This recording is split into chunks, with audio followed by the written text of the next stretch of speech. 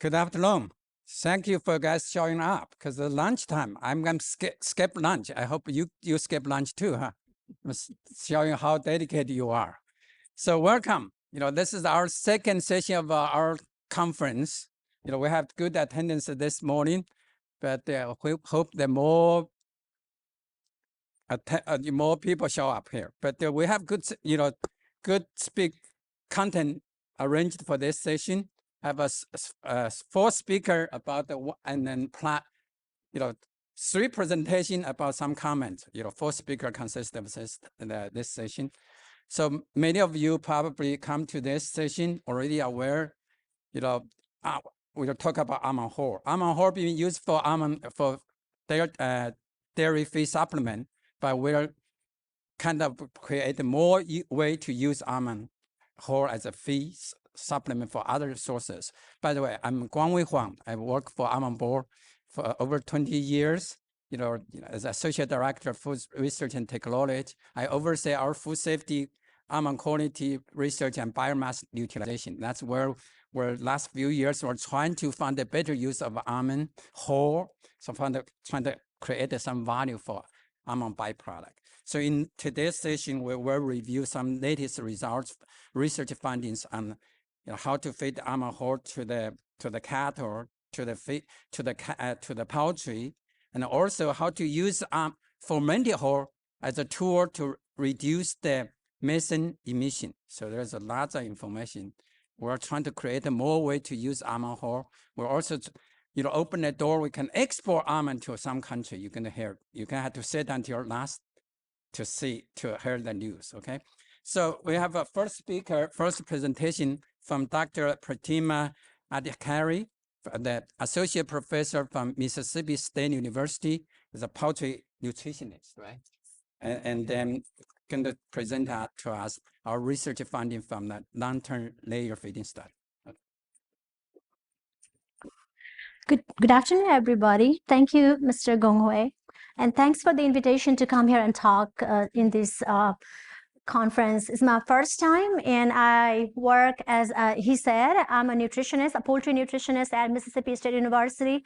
It's been over 6 years, and I just got promoted to associate professor. So today we're going to talk about, it's a very long-term research we did in laying hens. The breed we used was Loma and LSL light breed. I don't know how many of you know in this room. These are good white egg layers. And I'm going to present some part of the research, like not everything, because we fed them from day 0 when they're 1 day old or day 0 old, day old, from up to 70 weeks of age. So it's a long study, almost over a year, 1 year and a half. So I would like to present you the peaking age, which is from 20 weeks until 70 weeks data. So it's kind of long-term study here. Trying to change the slide.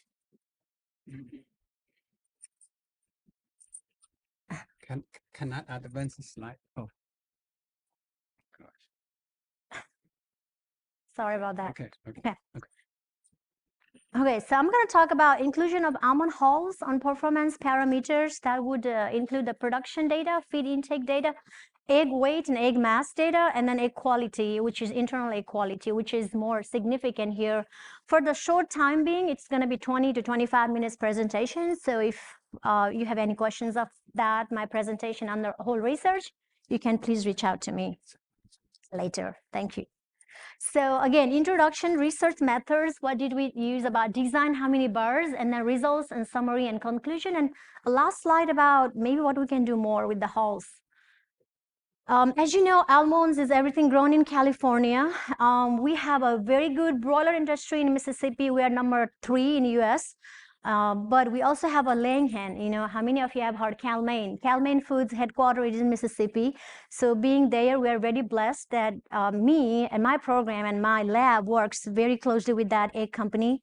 And we do a lot of these collaboration together. So again, going to these hulls and different parts of the hulls there, you have these kernel, the middle part, and then the shell hull. So I'm interested today to talk more about the hulls. And we know that there have been people from UC Davis utilizing the hulls as a cattle supplement, but this is a very first, if I'm not wrong, a long-term study with laying hens. So I'm very excited already what new thing we have found over here. This slide shows the simple analysis of the hulls itself. And we did this twice in a duplicate, as you can see, sample 1 and sample 2, and what different nutrients it has. Going from your protein, and we know, I mean, almost all of us know that it's a very not a good source of protein, but it has a lot of fibers, especially when you look into the fiber. You have a 16% of fiber, and averaging like both sample analysis 16%. And also you can see that you have among the fiber, you have a neutral detergent fiber, NDF, of about 48%. Then looking into the sugar, it also has a lot of sugar in it. So going to more detail in the sugar profile, which we analyze this with the help of a third-party lab. The lab works more with the enzyme. It's an enzyme company, and they were happy to do analysis for us. So as you can see, you have a lot of both soluble and insoluble. Mostly you have sugars. When you look into the sugar level, the glucose is the highest. So these are the things I want to point out. Now, going to the design of the study, the layer 1 should be 22 to 44 weeks. Sorry, that's a mistake there, not 70. So we fed from 22 to 40 weeks, and then from 44 to 70 weeks of age. 2 phases. One was very peaking phase, when the hen would lay as close as 100% production, and then later on dropping down about 80 to 85%. So we had this diet here. We had 7 treatments, treatment 1 to 7. And as you can see, in treatment 1 they did not have any hulls. It was just standard corn and soybean meal diet. We did not use any enzyme either. So treatment 2, we had 5% hull inclusion. Treatment 3 had hull plus enzyme. And when you ask me what enzyme I used cellulase plus gyalanase combination from an enzyme company. So then you have 10% without and with, and then 15% without and with in the hulls. So we had, again, design would be your factorial 2 by 3. We had 2 yes or no enzyme, and then 3 level of hulls, and then the 1 extra treatment is our control, which we did not have any hulls, as I mentioned. Very important thing is research is that my PhD student, so again, it is a very long PhD project, and she fed hens every day, very measured amount, 100 grams. So we are very confident that we were not letting the hen overeat, so that whatever data we have gotten is we are very confident that this is measured very perfectly. Again, when you ask me, we do not restrict feed layers. We do for broiler breeders.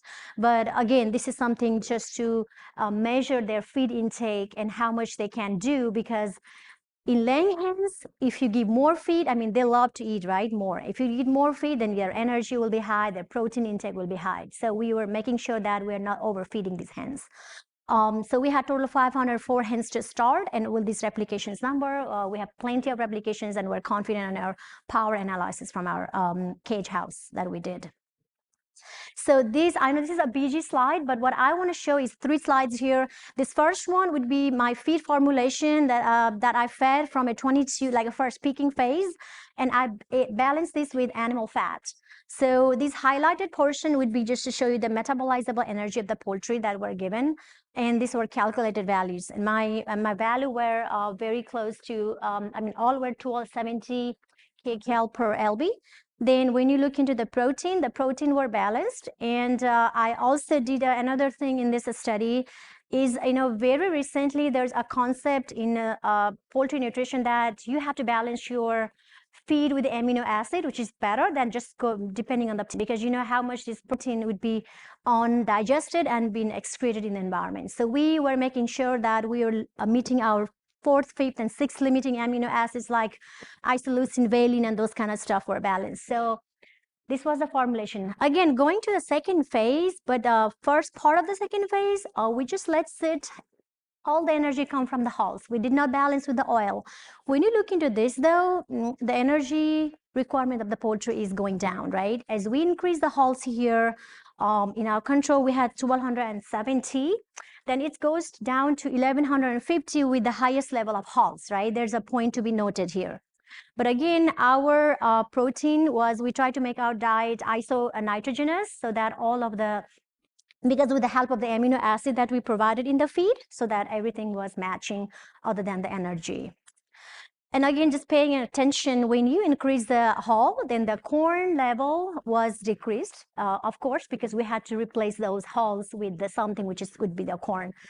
Again, a second part of the second phase formulation, we tried this last 7 weeks with the, okay, it's not working because the hens, and we're going to show the result there. The hens were not doing good with their production. The production was going down with the highest level of hulls, like 15%. And we thought, okay, we need to switch back. We need to give them what they need. So if there's a 1270 range of metabolites of energy requirement to the bird, we have to give it. And yes, we had to supplement oil on that. So our last 7 weeks of the study was just going back, trying a different formulation. Okay, meeting this requirement of 1270 metabolites of energy of that kcal per pound, and then going to meet the same thing, isonitrogenous, similar protein level still.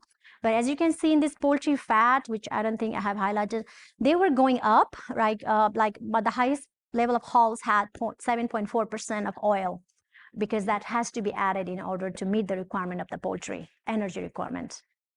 Okay, let's go to the layer 1 data result. This is picture from the study itself. As you can see, there's a white customized feeder. It's in the cage house.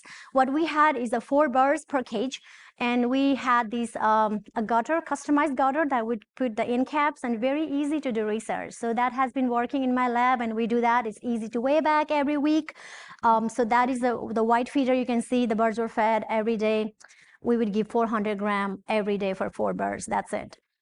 And the leftover feed would be weighed another morning, so every day. So again, going to the result here, as you remember, we also use enzyme. We saw an interaction between the hull level and then the enzyme, yes or no. As you can see in my slide, you have an x-axis the inclusion of hulls from 5 to 15%, and then your SDEP is your hen day egg production, that we collected the eggs and calculated their production percentage, and it goes from your 80, and in the y-axis you go as high as 88%. So a little bit interesting thing is that when you look into the 15% hull and how much it did with the inclusion of enzyme, or even not inclusion of the enzyme, that was not different from our control, from our 5%. So this AB, that's not significantly different than A. So it was just doing fine. We would not know why that with enzyme 10% hull production was dipping down there a little bit, but I kind of feel like, like for an enzyme to work, there has to be enough substrate. Sometimes I feel like there might not be enough substrate for 5%, and there may be a lot of substrate for the 15%. So we need to just kind of dig into more, how is that, why is that? But interesting thing is that, again, looking into the egg weight, there was a significantly higher egg weight, even with the no enzyme, and there's no difference between yes or no enzyme in the 15%, and the egg weight was increased, and the similar between 10 and 15%. So going to, again, the albumin height. So why we would be interested in albumin height is that, the freshness of egg, when you break the egg, and then there's a height that you measure from the albumin. More higher is that, more freshness and more better for consumer quality. So we feel like this has to be tested.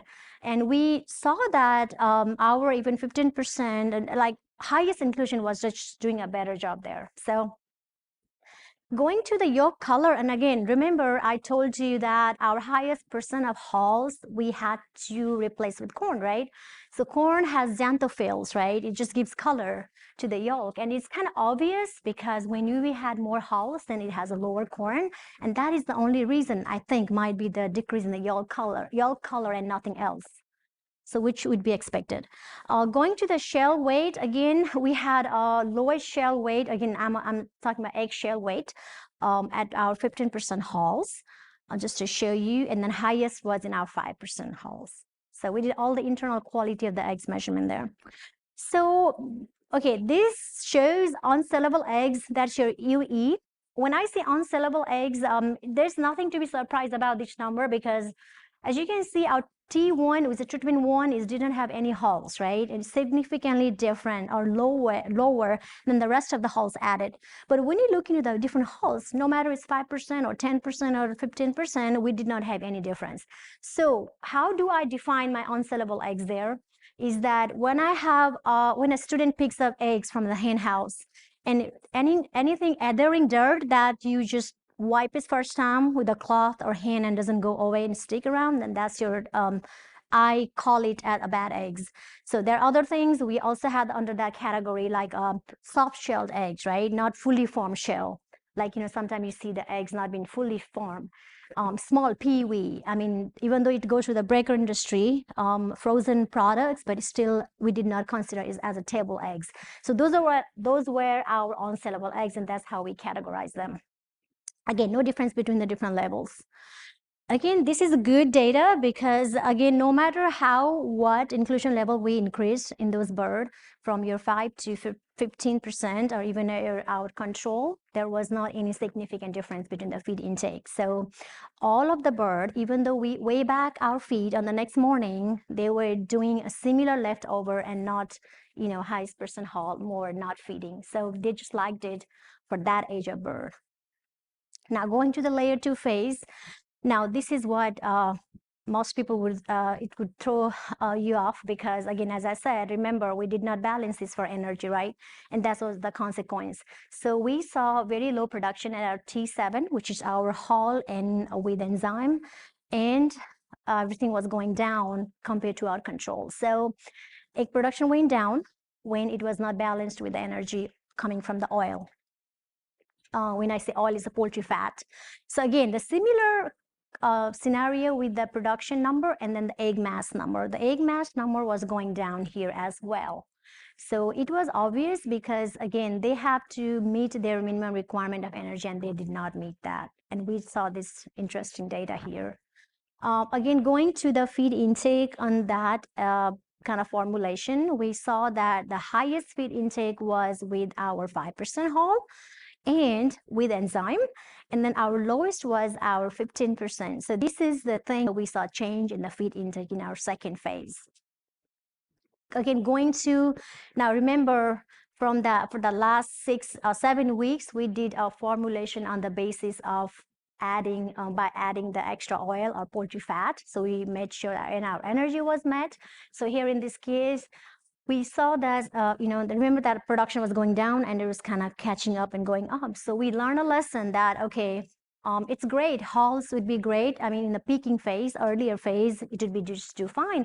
But when they're getting older, we had to really make sure that, only they cannot just have a highest person as a hull. We have to make sure that the energy is balanced. So this is what it tells for the last 7 weeks data. Again, our egg mass went up for the last 7 weeks data. And when looking into the feed intake, our, as you can see, 15% hull was not different from our 5% hull here. And 10 was good as well with the the feed intake, and would be in the range of that number. Now, going to the unsellable eggs, as you can see that remember the first kind of formulation on the graph on the right side would show where there's a significant number, yes, a lower or higher number. As you can see there, of course, because the lowest number of unsellable eggs would be our treatment 1, and then it was going higher with the highest level, right? Like you can see in a T6, the green bar. But when we go to that 64 to 70 weeks of age production and looking into still that the new formulation we did, there was not any difference. So this is a good thing to learn from this study. Now, I also did a feed cost comparison, and I got a price from Almond Board. I was talking to Huang.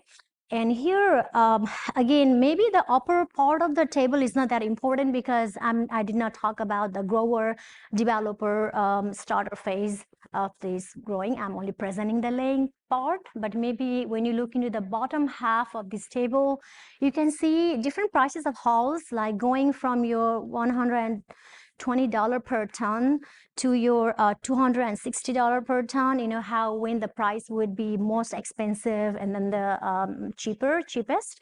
And I kind of compared, and we found that, we had every time the 5% hull was the cheapest. Now again, what does that mean is that, yes, I mean, you have to also think about the corn and soybean meal price, right? There's a lot of fluctuation, and hulls would compete directly with the corn and soybean price. So that's what it would be. So what if we have a cheaper price of corn or expensive price of corn, and then I would take that hull price in between? So just think practically how this number would change. So that may be a situation right there. I think I used my corn price at this time $375 per ton, and my soybean was just double, like 800. So of course, soybean is expensive. So again, going to the just jumping here, going to my layer phase, production phase. See the red boxes are the cheapest diet I'm showing. So every time my 5% hull was cheapest here. Okay, going to the summary. As you have already seen my results, and you had imagined what weight did we find, but I would like to tie this back together. Throughout the peak age, 22 to 41 weeks of feeding a diet with as high as 15% almond hulls can increase the production and egg weight, albumin height, and would have a better feed conversion ratio and feed intake.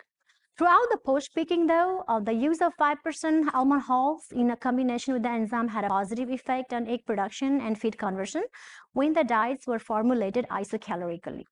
So hence fed the diet with 5% almond hulls ate less feed compared to the other groups, right? So 10% almond hulls, though, with enzyme improved only the egg weight. That was a kind of take, which may be beneficial from an increasing egg weight point of view. 5% hulls was the cheapest at each calculated different prices of hulls given. Now, conclusion, it is recommended up to 15% hull would be added without any negative effect in this 20 weeks window, which is a very peaking age of hens from 22 to 44 weeks of age. It is also recommended to feed up to 5% hulls without any negative effects on the production in late age layers. As hulls increased, the yolk color score was lower, suggesting corn was replaced every time in those higher level of hulls.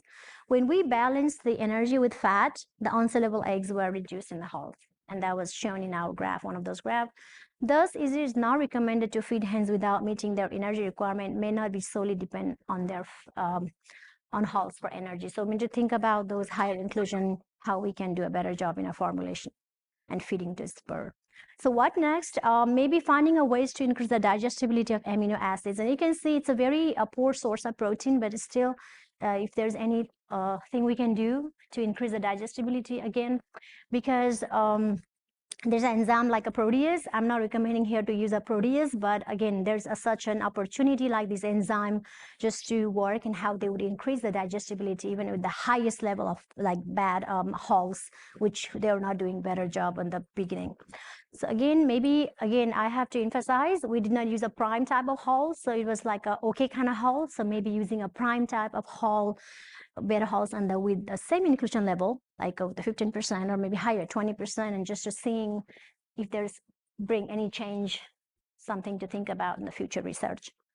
I would like to thank Almond Board of California for funding this PhD student project. Again, it was only animal trial. It was a 1.5 years.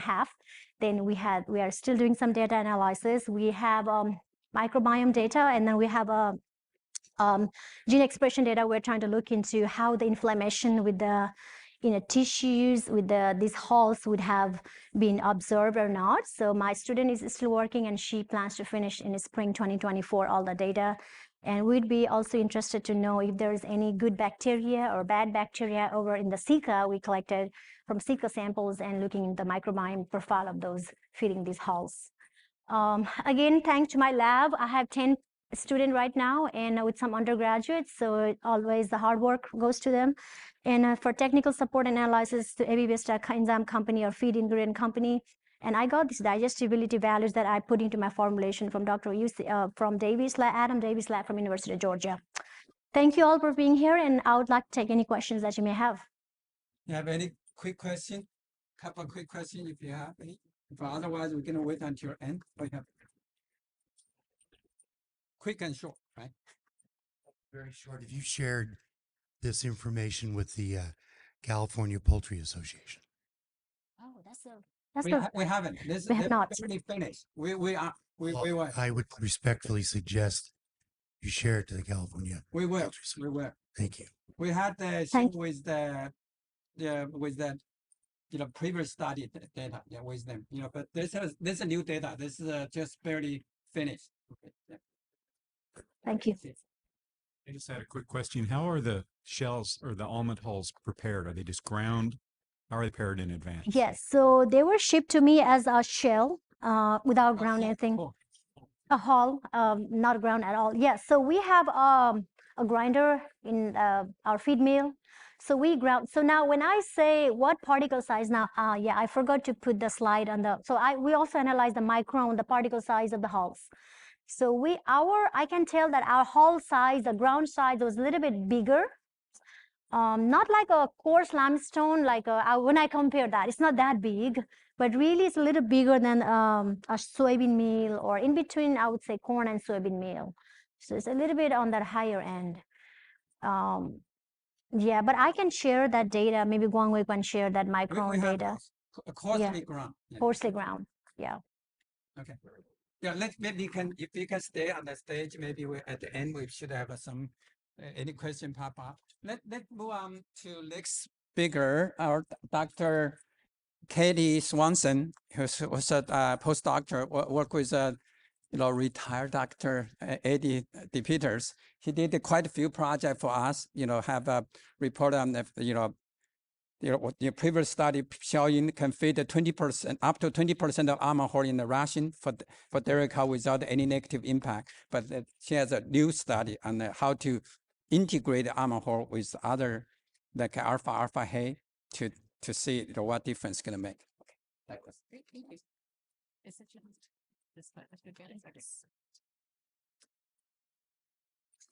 Hello, and thank you all for being here today and listening to our talk. Oh, sorry. So as Guangwei said, my name is Dr. Catherine Swanson, and I did this work with Dr. De Peters, as well as Hernan Rodriguez and Dr. Dan Putnam at UC Davis.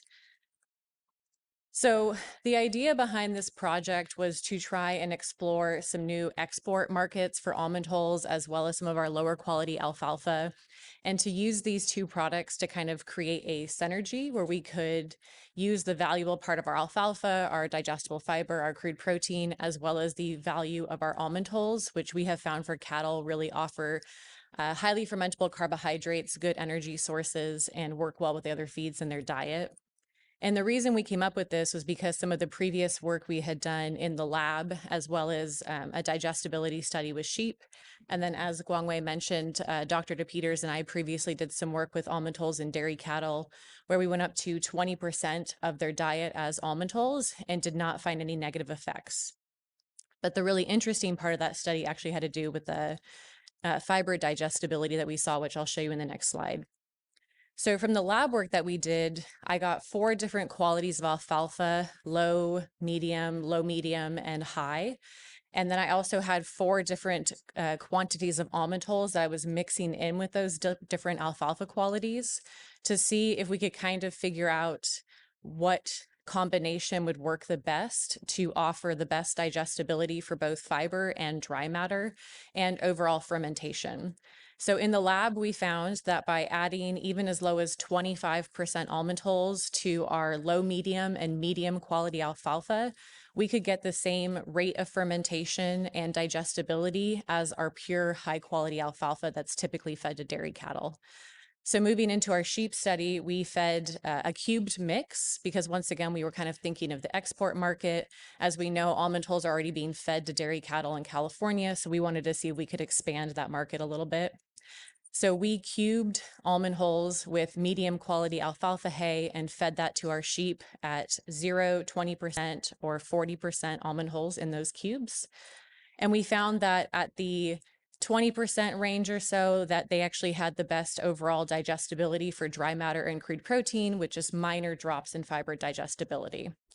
So using that data along with the digestibility data from our dairy study back in 2019, where we found the highest overall digestibility for those diets that had almond hulls included in them, we decided to move forward with a study to look at the apparent digestibility, palatability, and overall effect on production of feeding cubed alfalfa almond hull mixes using a medium quality alfalfa and different percentages of almond hulls in those cubes.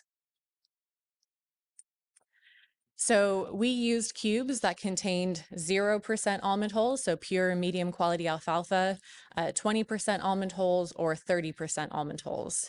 And these were fed to our high producing lactating dairy cattle at UC Davis. And we did this over a 9-week period using a Latin square design. And what that means is we have 3 periods within our Latin square. So every 21-day period, the cows are going to switch what diet they're on. So at the end of that 9 weeks, every cow had consumed every diet. So then when we look at the changes, we can actually compare that cow to itself and help to reduce that biological variability that we see within our animals. So overall, we had 3 cows per diet. And we were switching them, like I said, every 21 days. And during the last 7 days of each of those periods, we were collecting all of our data. So during that time, we were looking at their intake, their milk production. We were collecting blood samples to look at a couple different metabolic markers. We also collected rumen fluid using a stomach tube to look if there were any changes in their volatile fatty acid production. And we also took samples of any of that refused feed and looked at that as well, the nutrient composition of the refusals, to see what they were not eating and what they were eating. And then once we got all that data, I analyzed it in R using a linear mixed effects model. So I just wanted to show you real quick, this was the nutrient composition for those 3 diets that were fed to our dairy cattle. The protein levels did stay pretty consistent since we were adding in soybean meal to supplement for that lower protein that we find in almond hulls. Fiber actually did decrease, which was a little surprising since we were adding in soy hull pellets to try and keep that pretty consistent. But the lignin did go up, which was not very surprising since we know from our previous work that the fiber in almond hulls does tend to be a little more lignified and therefore a little bit harder for our ruminants to digest. But overall, our diets were pretty similar and we're meeting those energy requirements for our high producing lactating dairy cows. So looking at the intake for those cows, we really didn't find any consistent trends or any significant differences. This graph is just looking at the difference in intake based off of their parity or lactation status. And so our first lactation cows are going to be those younger cows, and as expected, they ate less than some of our older cows. And that was really the only consistent trend. The younger cows ate less, which was well documented through many, many dairy studies. Overall, numerically, our dry matter and acid detergent fiber intake was highest for the cows receiving the 20% almond hull cubes. But the crude protein intake was highest for the cows receiving those 30% almond hull cubes, most likely because we were adding in soybean meal. Then also, kind of as expected, our higher almond hull diets were lower in fiber. We had the lowest neutral detergent fiber intake for those 30% almond hull cubes. Our digestibility data was a little surprising. We were expecting to see a similar trend from our previous almond hull study, but instead what we saw was that the 20% almond hull cubes actually had the lowest overall digestibility for both our dry matter as well as our fiber. And crude protein was still pretty good, but also pretty low. And this was also reflected in the time spent ruminating. So all of our cows wear collars that act as pedometers, but also are able to monitor the amount of time that they're regurgitating that feed and chewing it. And so we can get an idea of how much time per day they spend ruminating. And the cows that were receiving the 20% almond hull cubes spent the most time per day ruminating, which makes sense. If things are less digestible, they need to be chewing that feed more and have it spend more time in their rumen being broken down and fermented. So we would expect that because that feed tended to be the least digestible, that would have the lowest production, but that's actually the opposite of what we saw.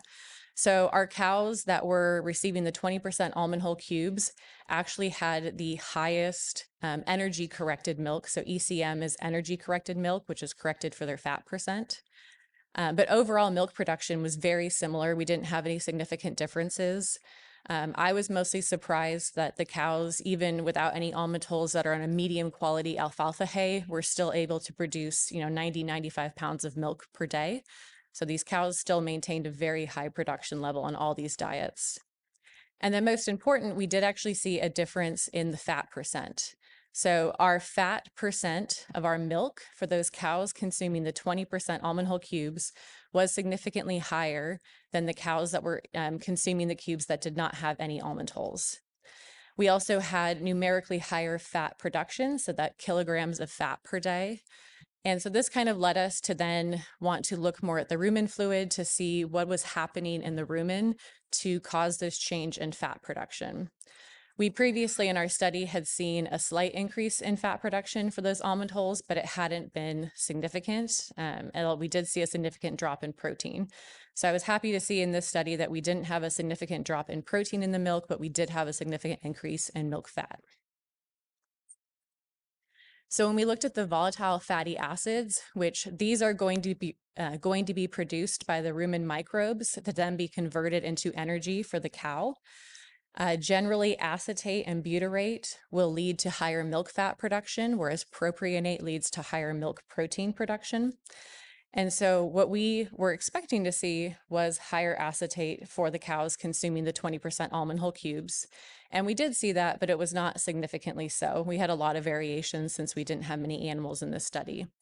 But overall, the cows that were consuming the cubes with almond hulls, they did have higher acetate production and butyrate production, which would then lead to higher milk fat.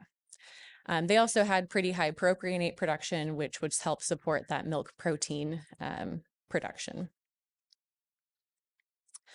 So overall, what we took away from this study was that consuming a diet that is a little bit lower in almond hulls will really help those cattle to better utilize lower quality alfalfa by not really having a huge negative effect on digestibility, but even with that drop in digestibility, it was still supporting very high level milk production as well as improving the milk fat composition for those cows. We also found that it's going to improve the volatile fatty acid production of acetate and butyrate compared to no almond hulls in the diet. So overall, we suggest that if you want to feed a lower quality alfalfa that typically isn't fed to dairy cattle, you can still help meet those really high levels of production by adding in lower 10 to 15, 20% almond hulls into the diet.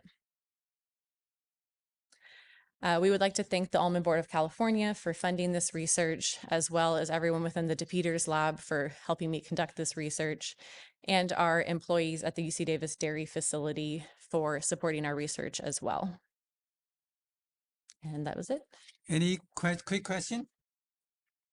If not, I'm going to ask you a question. I know Okay. I asked you before. Sure. 20%, 30% convert to the percentage of whole in a total ration. What's the percentage? Yes. So I was a little concerned about switching these cows that were on a chopped hay based TMR to a purely cubed TMR. So what we ended up doing was 50% of their hay was fed as our cubes with our almond hulls, and 50% of their hay was still chopped alfalfa in their total mixed ration. And so that 20% almond hull cubes ended up being about 4% almond hulls in the diet, and the 30% almond hull cubes ended up being about 8% almond hulls in the diet overall. Thank you. Yeah. What's the industry standard on the amount of hulls ration? Percentage wise, I think we're right around 8%, but I know like the most recent survey study they did were anywhere from like 5 to 8 pounds per head. So it kind of just depends on how much they're eating, but yeah, around like 8 to 10%. Why did you choose to do cubes for the almond hull? Could you just feed them the ground product mixed in with the custard? Definitely, yeah. And so we were really trying to focus more on like the export market because like I said, we already know they're feeding almond hulls in California. And so, yeah, sure. A dairy producer is not going to go through the trouble of cubing almond hulls with alfalfa. They would just be mixing it into their diet. So we were really looking to try and see how best to get the hulls out of California. And with them being such a low density product, it's really difficult to ship them. We chose cubes instead of pellets because you do not have to grind the feed at as small of a grind. So for the pellets, it has to be a really small grind when you're pelleting them. Whereas with the cubes, we did about a 1/4 inch grind. And so we still had longer fiber pieces in those cubes, which can be beneficial for our ruminants. And there was no problem with the cattle eating the cubes. I mean, they are kind of like children. So at first, when it was new, they were not so sure, but within a week or so, they were all eating it just fine. And no binders added to the cubes. Nope. Okay, maybe, thank you. Maybe can you Sure. come to Yep. sit there, maybe with more questions? So basically, this study, even though they only use up to 8%, but in their previous study, they have a look at the almond whole substitution rate at 8, 12, 20%, right? So there have no any issue in impact of milk production. So now we have good story about the feeding 10 to 15% to layers, up 20% to the cows.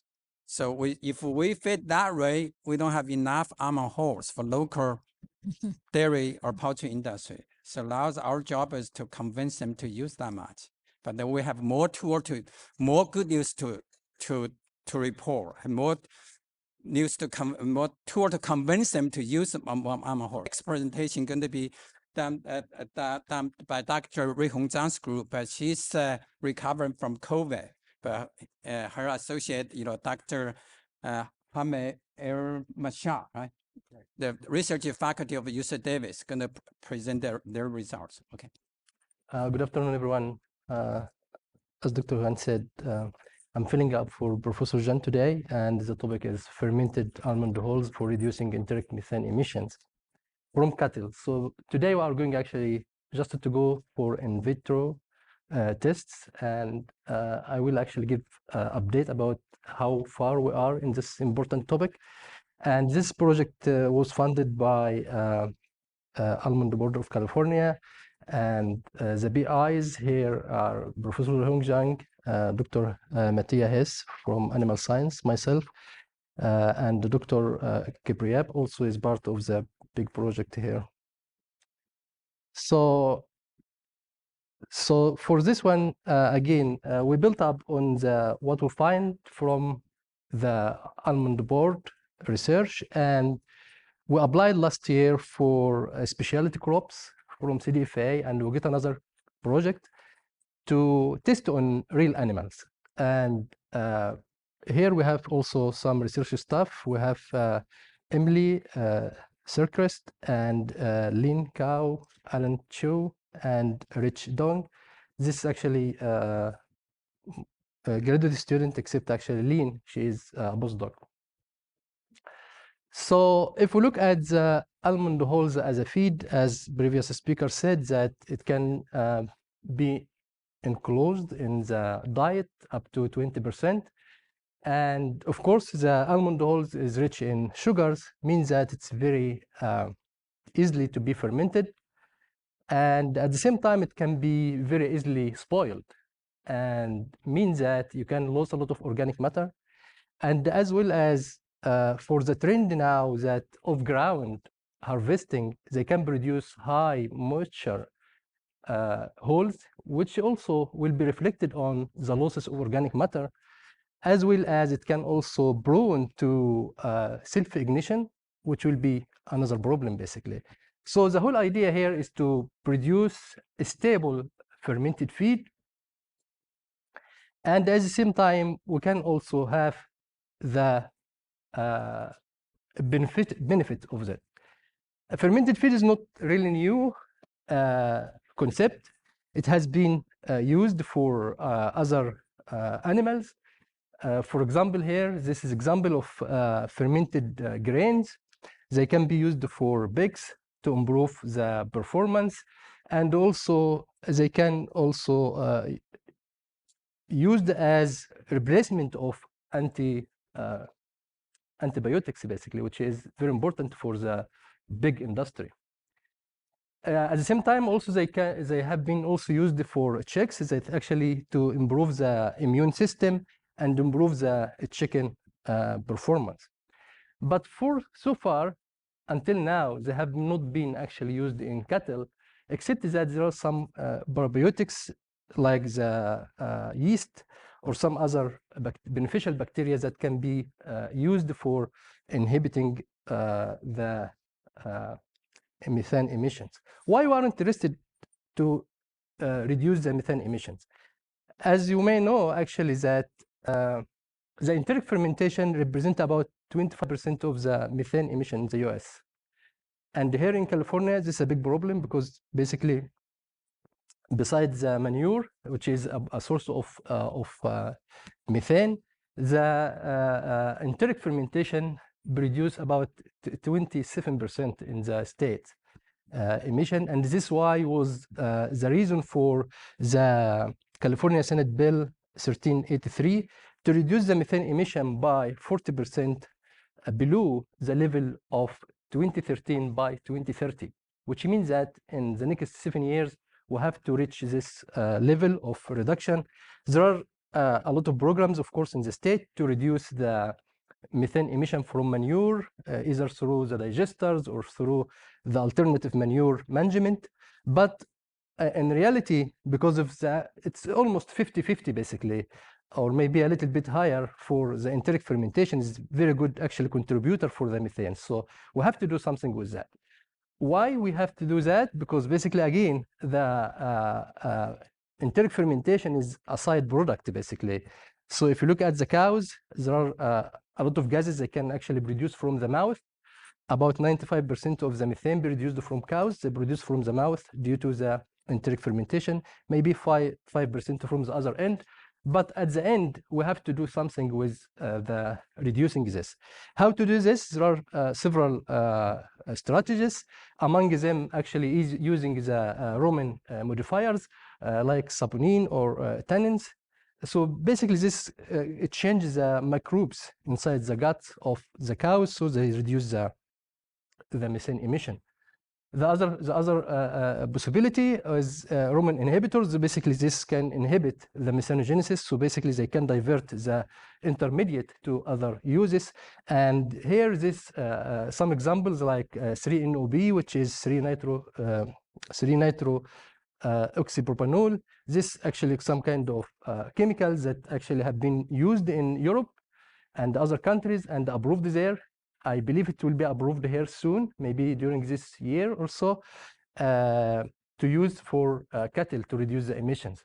The other thing is that can be used also some kind of reed wheat seed, seaweed, sorry. This actually also can be used. However, all of this also still some limitation again for this 3-NOB. The approval is still actually from the agencies here in the US is still actually in the process.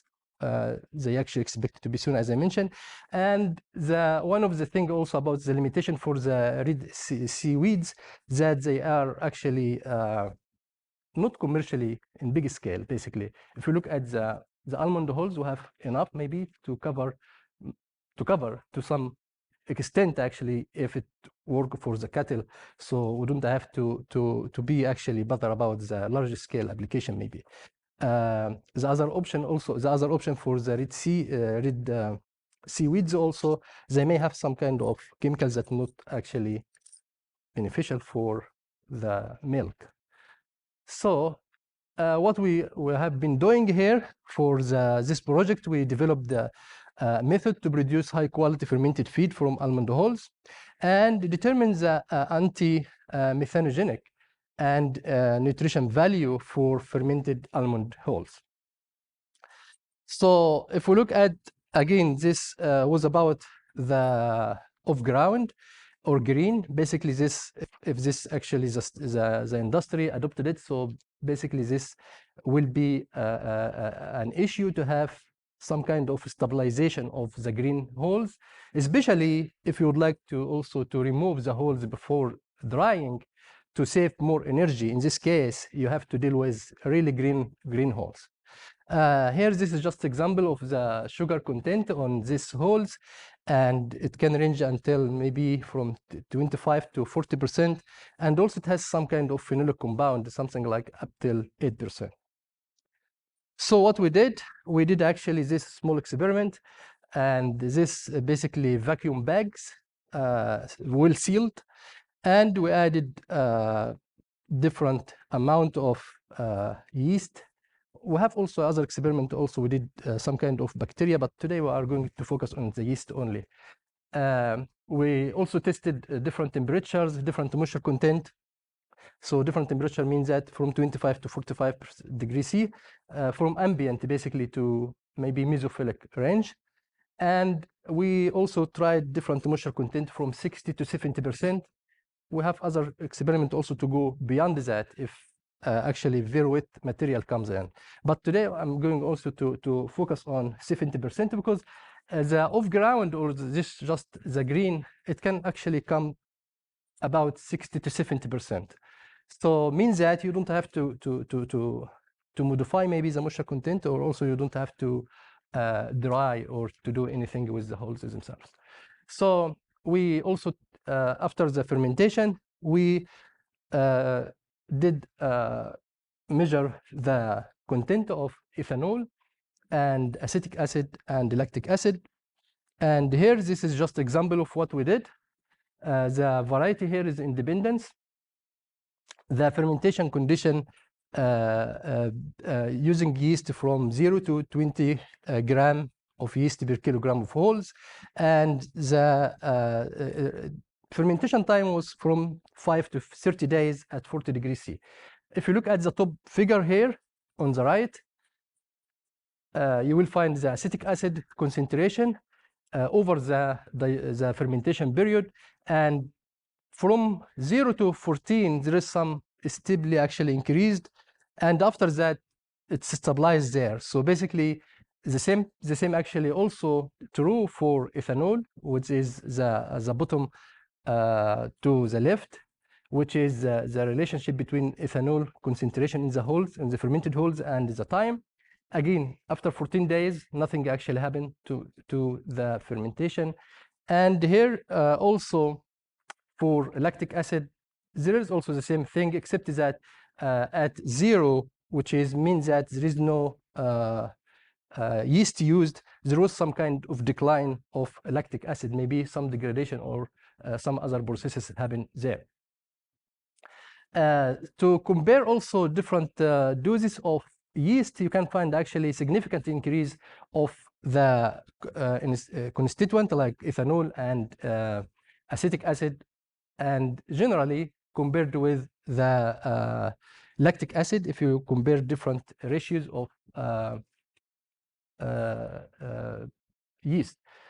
So from this actual experiment, we also to compare between the dry and the dry means that the normal actual procedure now, dry, which is collected from a processor, and also compare actually what happened if we just used the normal regular almond hulls.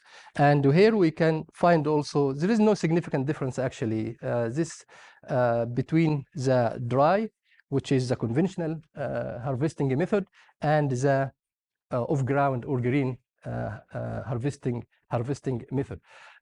This is just one example. Also, the variety here, number-L, and the particle size was this basically ground material, and that goes through 4 mesh, which is about 4.5 millimeter screen, and the fermentation condition was 35 degree and 65 moisture content and 10 gram yeast per kilogram of holes.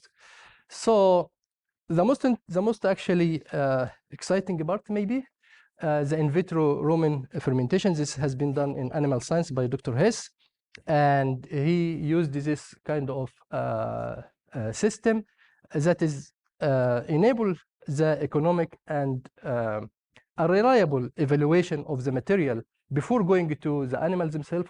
They try to test the material into these systems, and they use total mixed ration, and they include 20% in this experiment. They did a lot of actually other experiments, but they include in this experiment specifically 20%, and the Roman incubation was 72 hours, and they measure methane and carbon dioxide. And if you look at the system actually on the right-hand side, it is down there, this kind of reactors.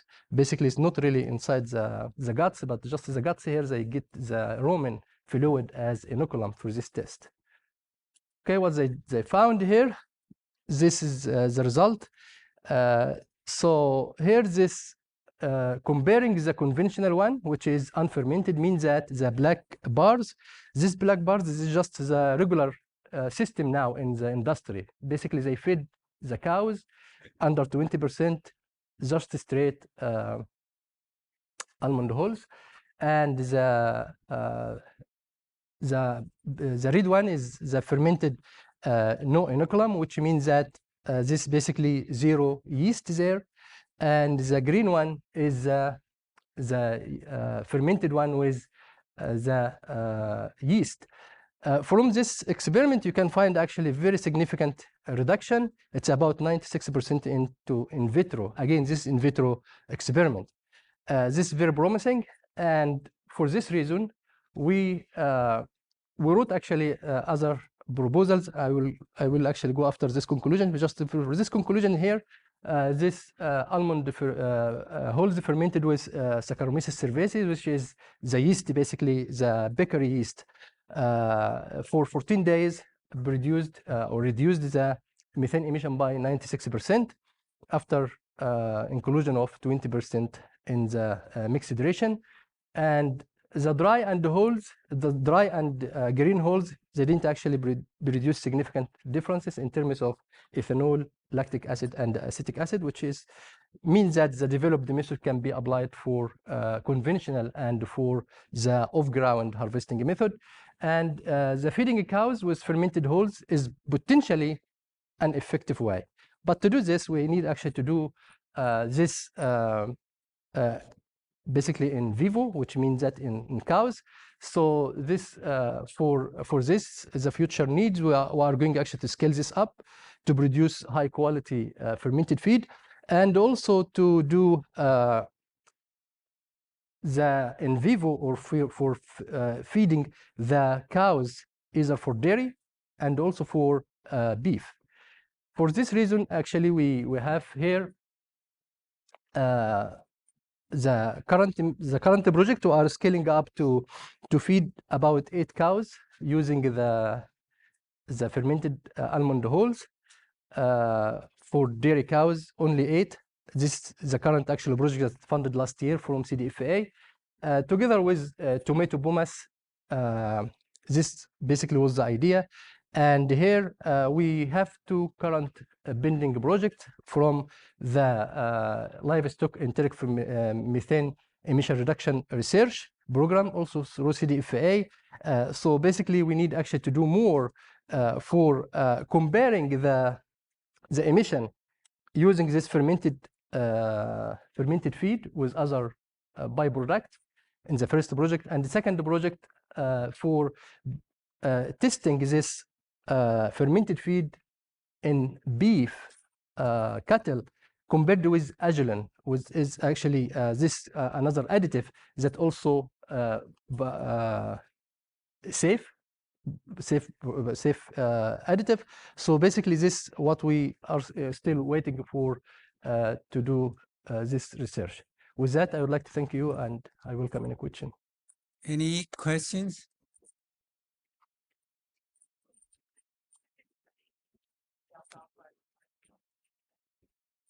No. So this one, I mean, you maybe, I know you're going to carry out the feeding study soon.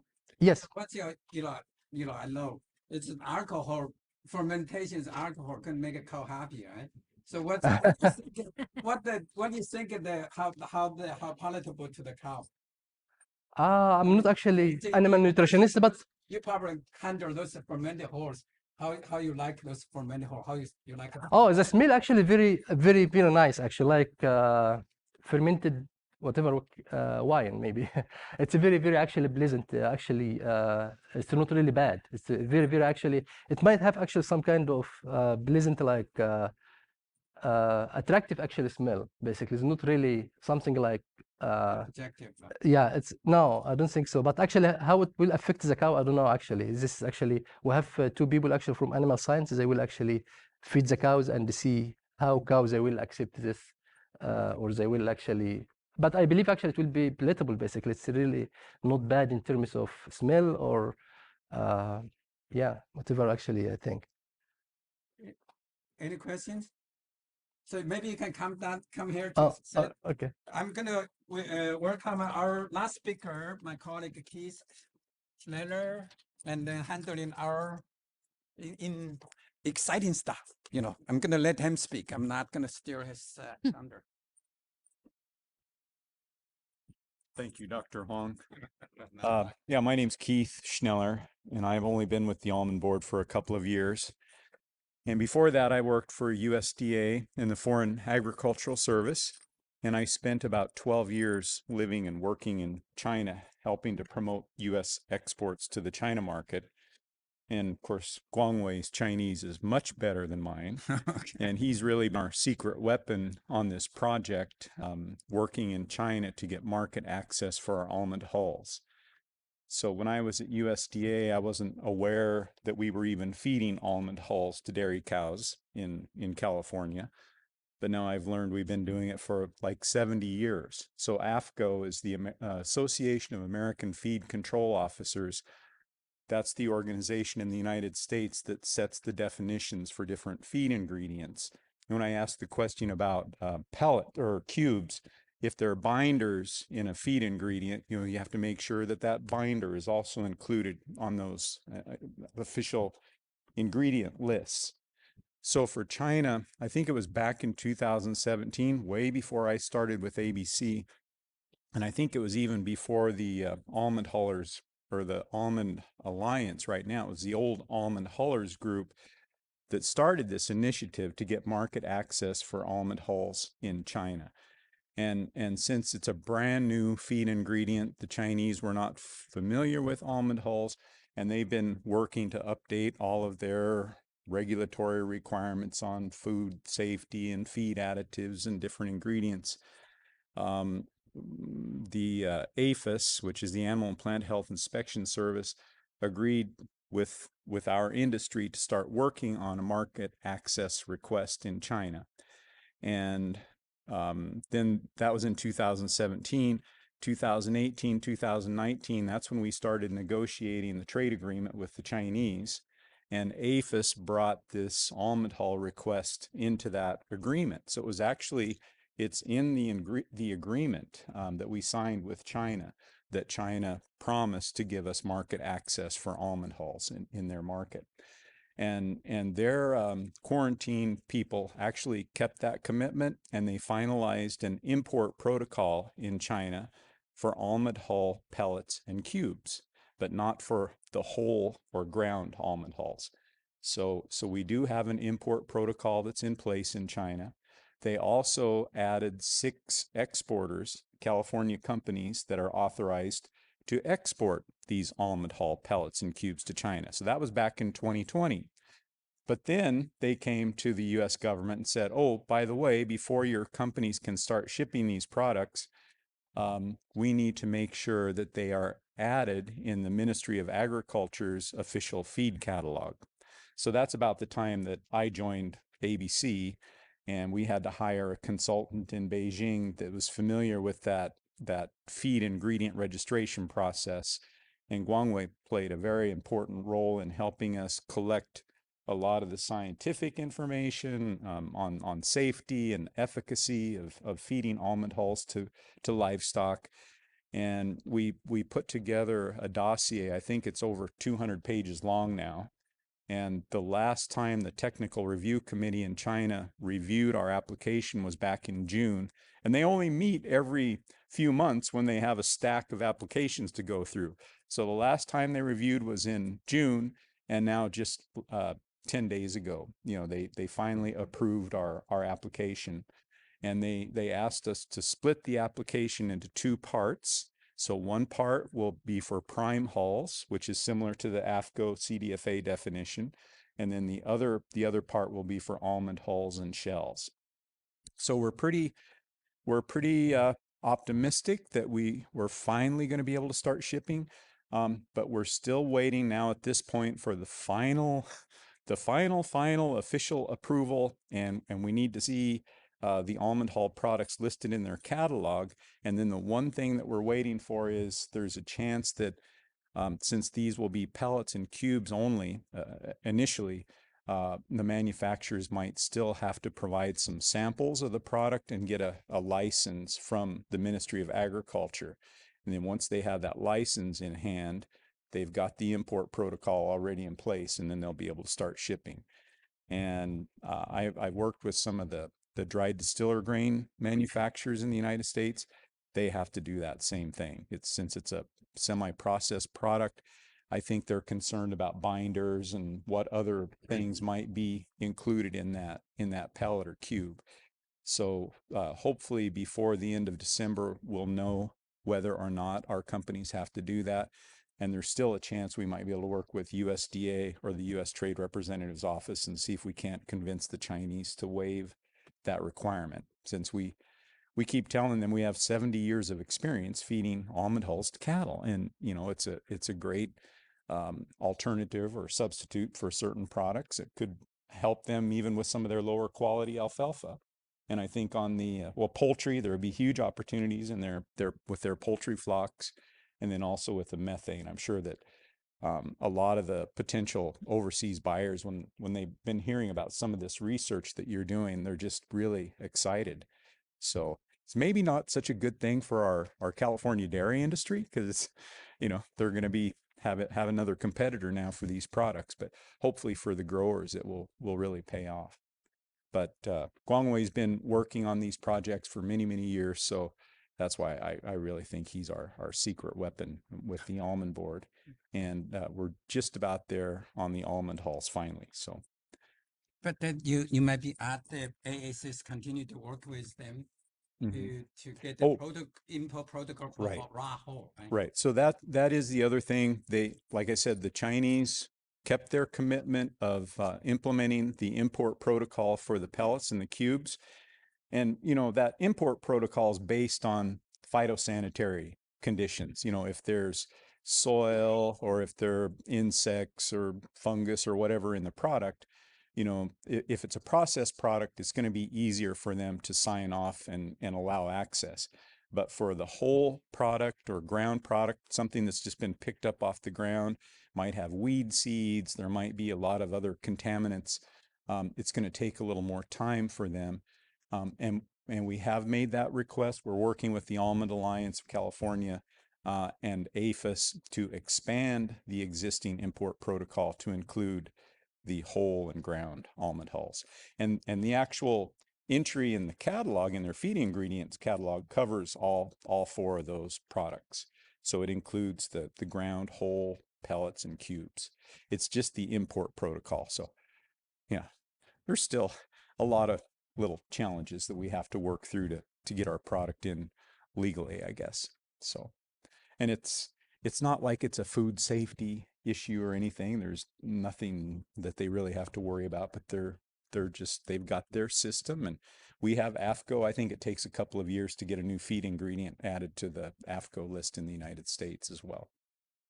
So any question for Keith or for other speakers? So how do you get on the whitelist? Well, you can contact the almond board. You know, my name's Keith Schneller, so I can help you, but we need to put you in touch with APHIS, and APHIS will take your plant information and send that over to GACC and get you on the list. So I think initially they approved 5 companies out of the gate, and then I think they've added at least 1 or maybe 2 more since then. So I'm pretty sure they have 6. You know, it's a little bit ironic that, you know, they're sitting there on the list waiting, but we can't ship anything really until we had the product in the catalog. And now it looks like there still might be one more step involved to get that license. Well, that's the thing. And the companies that are on the list right now, I think a couple of them have some processing capacity. But I'm not, and in fact, like the pellets, I think a couple can do pellets, but I don't know if any of them are doing cubes right now. So there's going to be some investments.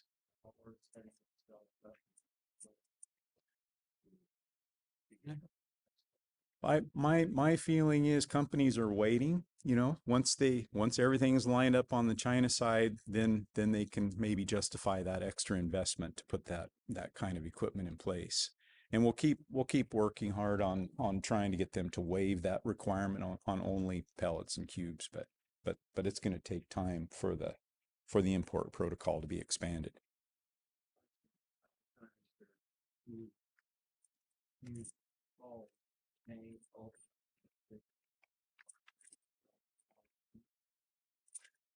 Well, I've heard, and I know some of the guys might be in the room that are on that list. And what I've been told is a lot of dairies have moved out of California, moved over to Arizona, or they're moving over into Texas. They're trying to ship some almond hulls to augment their feeding operations. And in some cases, they're having problems with the product setting up in the rail cars. And so the cubes and pellets, it's just like soybean meal. When we export soybean meal, it took a long time until we figured out how to condition the meal so it could be shipped in bulk form. So yeah, that could open up some other opportunities. Yeah. So my question was actually the binders that you mentioned, that do they have a chemical composure to it, or they are organic in nature? Also, do they have a preservative nature to them for the cubes that we are having? Like alfalfa and also in fusion to make the cube itself? Is it a chemical binder or it's a physical binder? What I've been told, like with the manufacturer, there's a couple of big companies that manufactures the pelletization equipment, and they told me that the hulls have enough sugar, you know, that kind of caramelizes, and almost there's really no need to have a binder. But some types of feed ingredients, they'll use like clay. You know, there's like different types of binders that they use. And then that binder would have to be on their ingredients list before the Chinese would allow it in. And most of the time they are inert in nature, or do they have, they impart a property to the feed that we have? Yeah, I'm not that familiar with the binders that they use. Oh, thank you. I was just curious to see if the almond board or the team have done any economic analysis on what a California dairyman or a California poultryman would pay, you know, what the offsite or offsets would be compared to corn silage or alfalfa hay. I think that's, I mean, I'm surrounded by dairymen, and that would be the first question that they would ask is, what is the economic offsets? Yeah. Well, I think this is a tough question. We don't know how to answer, but we just, you know, our hope is to find a more way to use almond hulls, you know, hopefully have a stable price over the season, so that, you know, make this, you know, make an almond hull as a competitive ingredient, as good as price valuable as other green ingredients. So, I mean, you know, definitely we haven't done detailed analysis how this going to fit with, you know, suitable for local industry, how affect their, you know, income. I guess those are really, both sides had to come together, come to realize the value of almond hull offer. So, and then come to the price can acceptable to both sides. Can I make a comment on that? So for my lab, I do not have a slide for that. I only had the feed cost. But we are also going to do the economic analysis of the, like a net production of the egg, and then you know how you feed, and then so I'm gonna share the result later on. I'm at least from my lab for that research. Yeah. Cool. And it'll be a major question for the importers or the feed processors overseas. They'll want to know how they're going to mix that into their rations, and how does that compare with today's imported alfalfa price and the domestic price of soybean meal and corn. And you know, they're gonna have to fit that into their ration. And when corn and soybean prices are real high on our side with the war in Ukraine and all of the crazy things that happen with vegetable oil prices, and it also pulls the price of almond hulls up. You know, so it's going to depend on other commodity prices and also with the time of year as well, and how long can those hulls stay on the ground, and how long will they maintain their feed value, and yeah, it'll be interesting to see how it all plays out. Yeah, I would like actually just to put You can use this. sorry. Yeah, actually, this is important question because basically in our fermented feed, we are going actually to put some extra yeast and maybe also some enzymes in the future. And also have to have control the system, means that we can actually design a reactor or similar things that may need actually some heating or control condition. And this for this reason, actually, we have this as objective for the projects that we submitted to CDFA to do techno-economic analysis. Basically, in this case, we can also look at the sensitivity of the price of the fermented feed against the inputs and also against the price of commodity, because basically you have fluctuation of the almond hulls maybe from 1 year to another. This is also what one be of the inputs for this model. So one more quick question. Thank you. Very quickly, when you were cubing the almonds with the alfalfa, can you give us an indication of the density? We were talking about the freight efficiency of freighting hull and shell around is very, very inefficient. How much gain in density did you get, for instance, in a 40-foot container, or what can you get in opposed to a hull and just pure hull and shell as opposed to the cube? Sure. I'm sorry to rain on anyone's parade, but we did find that cubing pure almond hulls creates rocks. They are very, very dense. Sorry. Oh, The pellets were a lot easier to break up, so I think that they would be an easier feed overall for animals. But that was also why we wanted to try cubing them with alfalfa hay to create something that would still be palatable, digestible for our ruminants. There was definitely a difference in the feel of the cube for the pure alfalfa hay versus when the almond hulls were added in. And I would say they were actually a better quality cube with the almond hulls in there because they did hold up a little bit better in shipping. I had to actually get them cubed in Nevada because we had some issues finding a cuber locally that would do the mix for us. They didn't want to have to shut down their facility to do these specific mixes for us. And so getting them shipped from Nevada, the ones that had the almond hulls in it did hold up really well.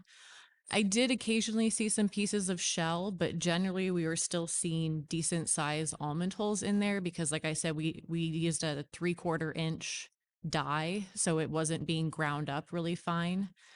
And overall, the cows were able to break these cubes up no problem. They didn't have any issues eating them. When we did the sheep study, we did have to hand break the cubes because sheep mouths are little, so they weren't able to eat the cubes that are meant for cattle and horses. But overall, they did form a really nice cube with that alfalfa hay. And I know that Dr. DePeters messed around with cubing pelleting some almond hulls. And the pellets also would break up pretty easy and seem like they could be a pretty decent feed. Okay. But you wouldn't want to take the cubes and have to regrind them to feed them to cattle. Yeah. Right. Yeah. So. You have a question? One more, last question, okay? So it's a slightly different question, and you may have answered it in the presentation, so I apologise if you did. But in terms of methane emissions, so one of the big things in the red meat industry is getting to a zero carbon cow. That's one of the core drivers for that sector. And so emission levels for methane are actually really important in cattle. Have we got a sense of emission levels for just raw almond hull relative to grass-fed cattle or to feedlot grain-fed cattle? What's the relative performance at that level? And then on top of that fermentation I get from the presentation. But if you didn't ferment and you just did a comparison of hull relative to grass-fed or grain-fed, do we have a sense of what that looks like? No, I don't have actually. This is an important question, but actually this may be after we do the feeding the cow, we can actually compare with other methods basically.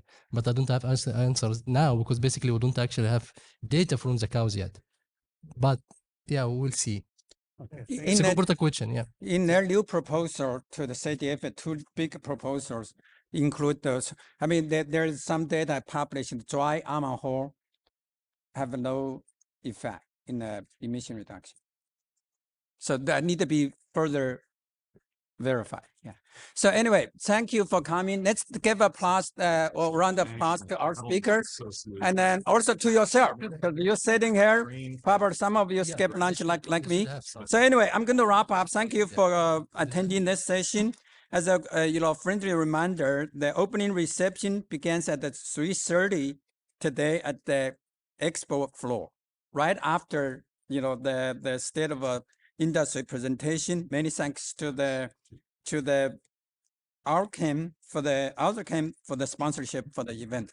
So anyway, definitely I welcome you to get across to the hall to listen to our leaders and other invite speakers presentation. Okay, thank you.